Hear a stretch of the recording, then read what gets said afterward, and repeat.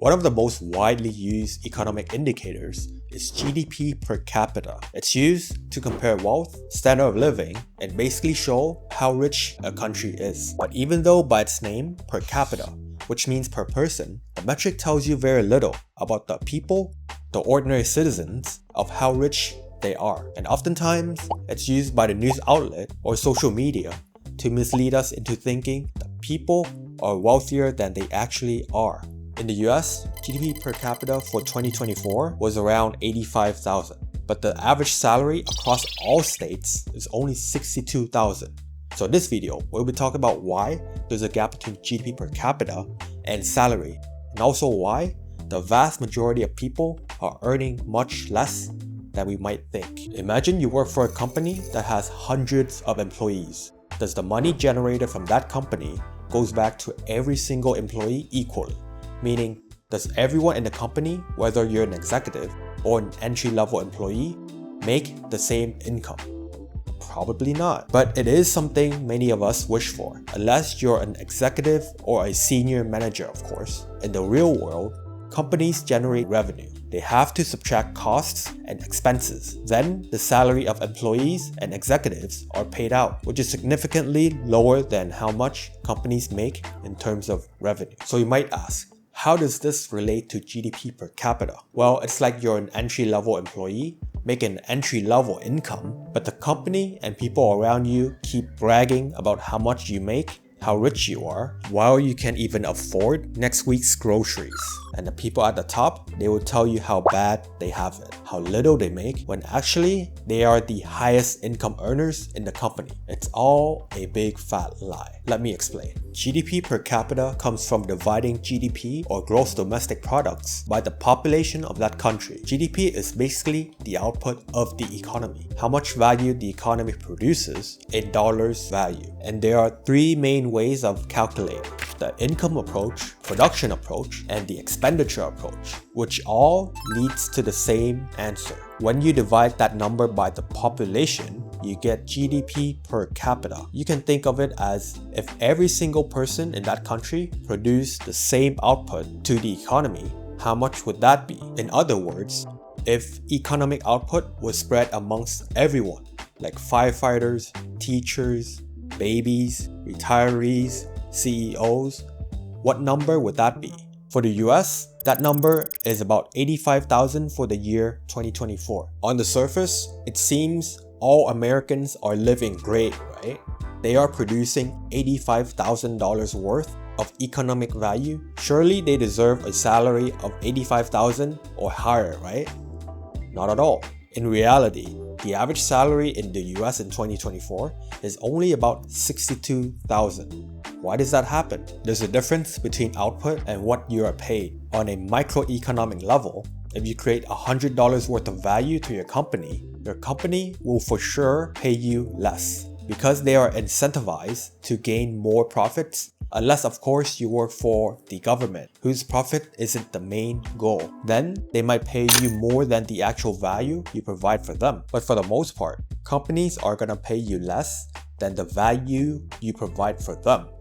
Sounds kind of unfair, but that's just economics, and it works in a similar way on a macroeconomic level. Employees' salaries and benefits just don't contribute to GDP as much as we might think. To understand why, let's look at how GDP is calculated using the income approach. The income approach is calculated by adding all the income earned from providing goods and services. This includes predominantly wages, salaries, and corporate profits. For most countries, wages and salaries account for only 50 to 70% of total GDP, which makes sense because companies and businesses don't pay their entire profits to employees' salaries and benefits. Instead, they keep some of those profits or hold onto assets. In 2024, US produced about $29 trillion in GDP, but employees' compensations, which includes wages, salaries, and benefits, account for only $15 trillion,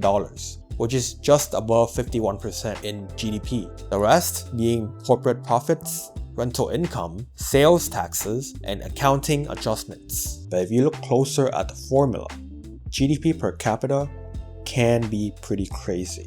Remember that GDP per capita is calculated by dividing GDP by the total population of that country. The total population includes people that are working, that are not working, that are not interested to work, basically everyone. Not to mention it also includes non-Americans, immigrants. So GDP per capita is spread amongst every single person. So if you're looking for a metric that only accounts for Americans and people that are working, GDP per capita can be very misleading, depending on how you interpret the data. Well, fortunately, there are other metrics for us, like the GDP per employed person, which takes the GDP divided by the total amount of working population. And this metric should be more popular, but it's not, because it actually divides the output of the economy by the people that are directly contributing to the economy, to the GDP, because they are working, they are creating value. But anyways, GDP per capita isn't a bad thing. It's not stupid, it's just a number. And most people, most economists, can agree on how it's calculated. But what is misleading are the people that are using it.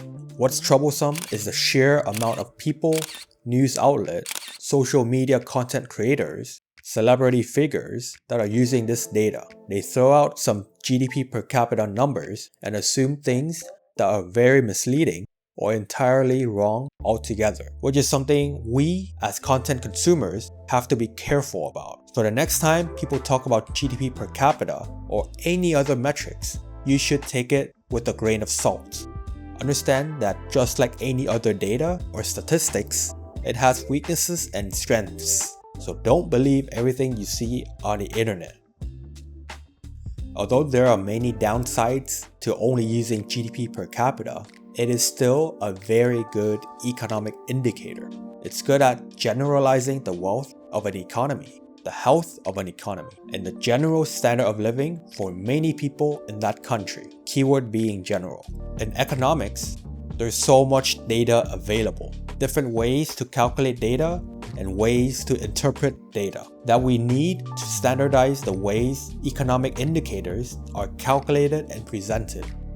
I personally think GDP per capita is a very good indicator. It's good for looking at general economies around the world and comparing them.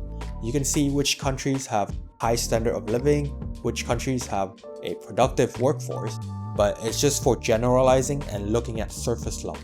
If you want to look at a deeper level, you would need many more metrics. What GDP per capita is not good at is showing the income distribution, wealth inequality, purchasing power of the people, and many other things. When there is an increase in GDP, it is not distributed evenly amongst the population. Usually, it will be the corporations, wealthy investors, and high-ranking executives that gets the biggest share of the pie, before any of the wealth is distributed to the common people. The majority of those profits are gonna go to the CEOs, the investors, the senior managers, and the lower level employees probably get nothing, or maybe a 1 or 2% salary bump, if you're lucky. And it works the same way for the economy. So you might ask, what is a better metric? What is a better number? What number should we look at? Contrary to some beliefs, there isn't a better economic indicator. Each indicator has its own strengths and weaknesses, as mentioned before. But what's important is that you should never, ever only use one metric only. It's not enough to understand the full picture of an economy. It's impossible.